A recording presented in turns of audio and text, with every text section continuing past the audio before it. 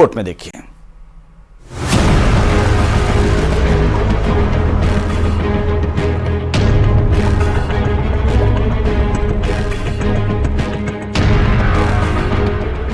चुनाव में वक्त बेहद कम है। ऐसे में एक तरफ सभी दल जीत के दावे कर रहे हैं, तो वहीं अंदर खाने हालात कुछ और हैं, जो इशारा कर रहे हैं कि पार्टियों में सब कुछ ठीक नहीं चल रहा।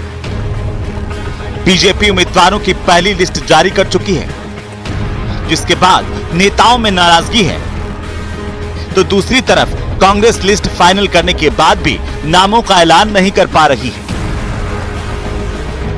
सबसे पहले बात करते हैं चित्तौड़गढ़ विधानसभा की, जहां जिला परिषद की बैठक में पार्टी नेताओं में उपजा असंतोष साफ दिखाई दिया। जिला परिषद की साधारण सभा पहले से ही प्रस्तावित थी, लेकिन जिला परिषद सदस्यों की गैर मौजूदगी के साथ ही बीजेपी के 21 सदस्यों में से जिला प्रमुख समेत केवल 6 सदस्य ही मौजूद रहे, जबकि कांग्रेस का केवल 1 सदस्य बैठक में पहुंचा, जिसके बाद मजबूरी में ही सही जिला प्रमुख को बैठक स्थगित करनी पड़ी।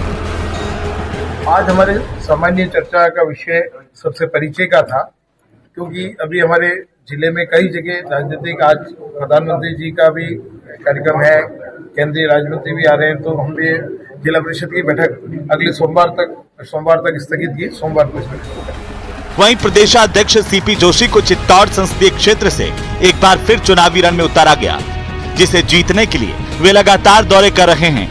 लेकिन जिस तरीके से जिला परिषद की बैठक में 21 जिला परिषद में से केवल 6 सदस्य मौजूद रहे, वो अच्छा संकेत नहीं है।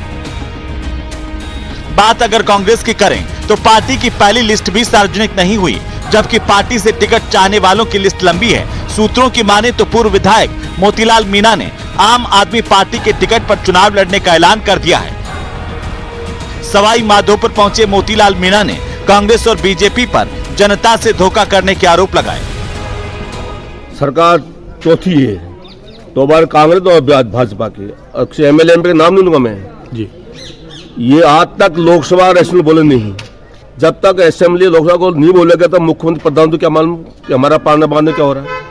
मैं विश्वास दिलाता हूँ यहाँ के लोगों को, पूरे एरिया को, जिले को, यहाँ से करौल तक को, यदि मुझे सह किया चुनाव जीतता हूँ, जीतूंगा, मुझे आशीर्वाद परमात्मा का।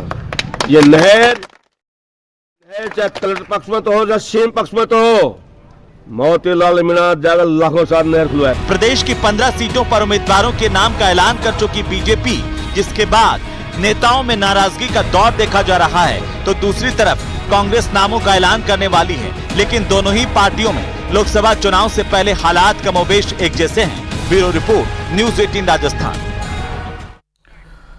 तो वहीं पिछले कुछ दिनों में बदली राजनीतिक परिस्थितियों के बीच राजेंद्र राठौड़ और सतीश पूनिया को लेकर के एक बार फिर टिकट मिलने की चर्चाओं ने जोर पकड़ लिया है। दोनों के समर्थक पूरी उम्मीद से टिकट की बाट जोने लगे हैं। ये खास रिपोर्ट देखिए। पहले करते थे इनकार, अब कर रहे हैं स्वीकार। पार्टी से टिकट मिलने का है एतबार, मोदी शाह के आशीर्वाद मिलने के हैं आसार।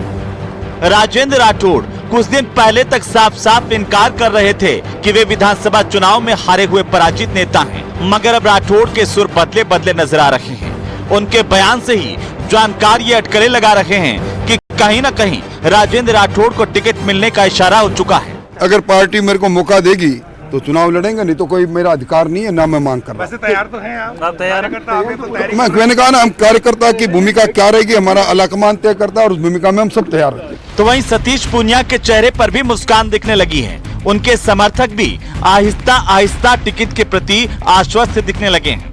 पूनिया के सदे हुए बयानों में भी टिकट मिलने की उम्मीद नजर आने लगी है।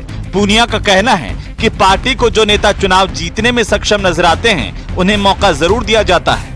देखिए, लोकसभा के और विधानसभा के समीकरण अलग होते हैं, लेकिन अंतिम निर्णय पार्टी का ही होता है, मेरिट पार्टी की होती है। उसमें यदि उनको सक्षम लगता है तो अवसर देते हैं, पहले भी दिया है, और मुझे लगता है कि जो इस बार जिन लोगों को अवसर दिया है तो उनकी क्षमता के आधार पर उनको मौका मिला है। पूनिया और राठौड़ के टिकट पर सस्पेंस के बीच दोनों ही नेता अपने प्रभार वाले क्लस्टरों में पार्टी उम्मीदवारों की जीत सुनिश्चित करने के अभियान में जुट गए हैं। इसी उम्मीद में कि पार्टी के लिए काम जारी रखेंगे तो फिर राजनीतिक पुनर्वास होना कोई मुश्किल काम नहीं है। आखिर मोदी है तो बीजेपी में सब कुछ मुमकिन है। तो वहीं